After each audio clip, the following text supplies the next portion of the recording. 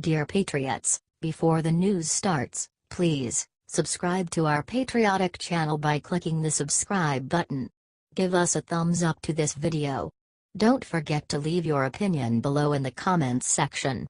Share the news on Facebook and Twitter so you friends see it. Thank you. Watch ABC guest say that Republicans excuse Roy Moore because they are used to being raped. The mainstream media is furious at Alabama Republicans who still support Roy Moore despite allegations. They don't understand the phrase innocent until proven guilty. Well, they do when it comes to Democrats. Cokie Roberts, a veteran journalist and ABC guest, has a theory on why Republican women like Roy Moore. They were raped.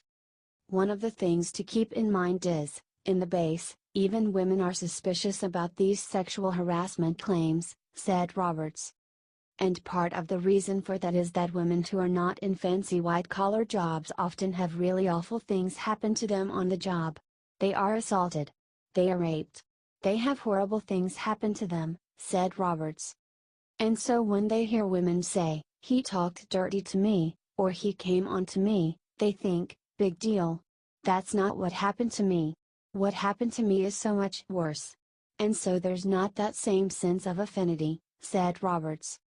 Remember the days when people cared about due process? Those days seem to be long gone.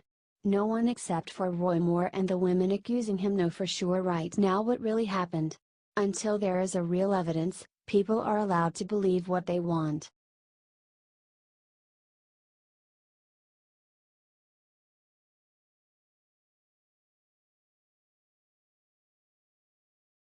Hollywood's Billy Baldwin shares story on how he almost lost his wife to Donald Trump. Billy Baldwin, brother of famous actor and Trump impersonator, Alec Baldwin, accused President Trump of trying to hit on his wife. Baldwin told the story after commenting on one of Eric Trump's Twitter statuses. "Talk amongst yourselves, 2 more women accuse Senator Al Franken of inappropriate touching," tweeted Eric Trump. "Your dad is a 5th-degree black belt when it comes to sexual impropriety allegations.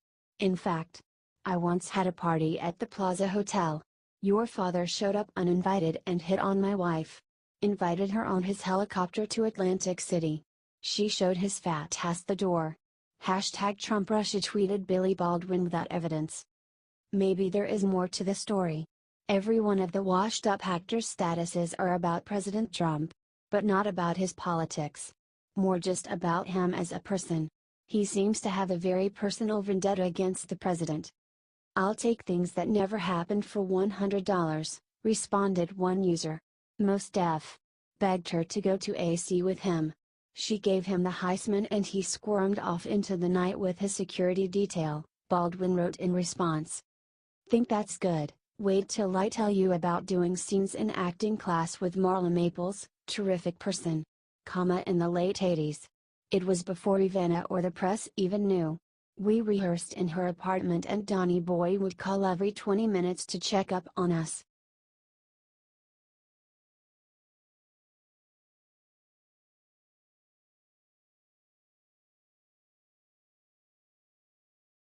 Joy Behar exposes how she really feels about all Trump supporters. It's disturbing. During an interview on The Morning Joe show, The View host Joy Behar said how she really feels about all Trump supporters. They started by talking about how they end up talking about Trump at dinner parties and getting into big fights about him. People are splitting up marriages because of him. You know, if you're not on the same team, it's very difficult to stay together, said Behar. She said she can't believe that a Trump supporter could be married to a non-Trump supporter. She then said she can't even go out to dinner with a Trump supporter peacefully. "I really can't do it," said Behar. "And why can't you do that?" Scarborough asked. "Because if you are a Trump supporter, there's something going on with you that I can't abide," Behar said. "That means that you don't care about the environment. It means that you don't care about women's issues. It means you don't care about the fact that he provokes that nutcase in North Korea. I'm worried about the country. How can you be on his side? I don't get that. Do you?" responded Behar. She then said she has trouble finding Trump supporters. Who are they? Where are they? Most of them are closeted, it seems like. They're not really coming out and saying I'm for Trump at these dinner parties. They don't quite say it. They're embarrassed, said Beher.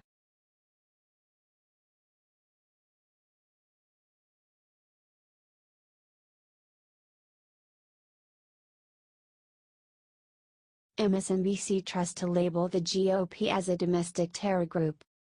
MSNBC's Joy Reid talked to guest Fernanda Mandy, a Democratic pollster about renewing CHIP, Children's Health Insurance Program, in Florida. Mandy ended up suggesting that all Republicans are pro-pedophilia terrorists who should be in prison. Seriously. We know that Florida has a large abundance of people who are on CHIP. In a state like that, can the members of Congress from Florida afford not to renew CHIP? And why haven't they pushed for it? Asked Reid. It's an excellent question, Joy. You know, Florida and many other states would be decimated, Florida's children, other children. And I think it leads to the question, is it any surprise that the party that is pro-pay for play, pro-Putin, and now with Roy Moore, pro-pedophilia, the fact that they're anti-children, is that any surprise? Responded Mandy. I don't think it is.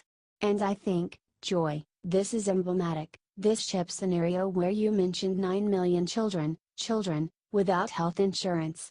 I think if you take a step back, one has to ask themselves, and I think the American people should ask themselves the border question, what has the Republican Party in the last 10 years done to help the American people? What have they done? He asked. This is not a political party, this is a domestic terror group. And I think what the American people should consider when they ask themselves that question, with a party that has done nothing to help the American people, is to vote them out and consider possibly afterwards locking them up. Joy, he said. Just wow.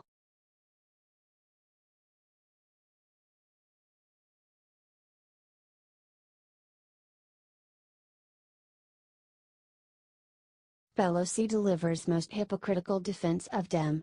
Representative Coiners never just because someone is accused. Nancy Pelosi revealed just how hypocritical she is when it comes to sexual harassment. To her, sexual harassment is nothing but a political game to try and make Republicans look bad. Case in point, she tried her hardest to discredit the accusers of Democratic Representative John Conyers. He was accused on excessively trying to make moves on an employee. When she rejected his advances, he fired her. You said there's now zero tolerance. John Conyers.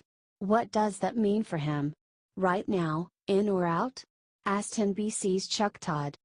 We're strengthened by due process. Just because someone is accused, and was it one accusation?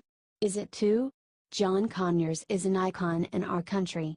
He has done a great deal to protect women, Violence Against Women Act, which the left, right wing, is now quoting me as praising him for his work on that, and he did great work on that, responded Pelosi. Fox's Judge Jeanine Pirro recently castigated Pelosi for her hypocrisy on sexual assault. Franken says that Roy Moore has to go while Big Al Franken has not even denied the sexual harassment allegations against him that occurred while he was a sitting United States Senator, said Pirro. Where are our leaders? Paul Ryan, Mitch McConnell, Nancy Pelosi, Chuck Schumer, for all your talk and moral piety, each of you must immediately demand the release and unmasking of those against whom sexual harassment findings have been made, otherwise you get out, too. Enough of this mess, said Pirro.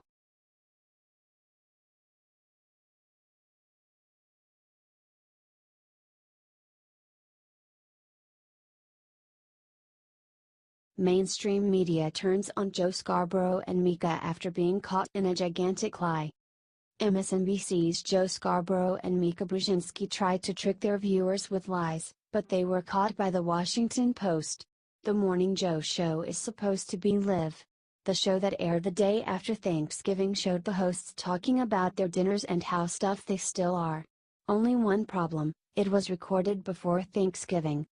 Day after Thanksgiving. Who? I'm stuffed, said Mika, on a show recorded before Thanksgiving. I always cook the turkey with the guts in it, said Mika in another segment.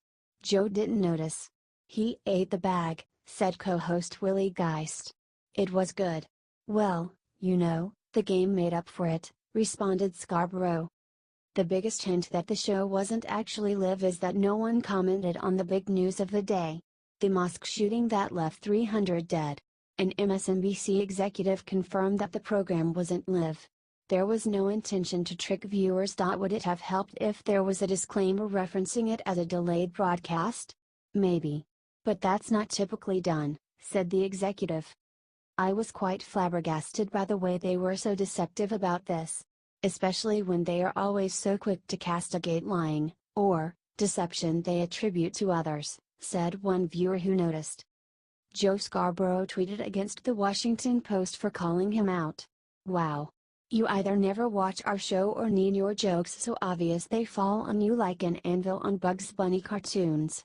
We've been making fun of the practice for years. It's also over the top to be obvious. Also, the only person you sourced was an unnamed viewer who didn't want to be identified. Really? That's your source? One viewer who remained anonymous? That's funny. Any editors around there? He tweeted. If they are willing to lie about something like this, what else are they lying about?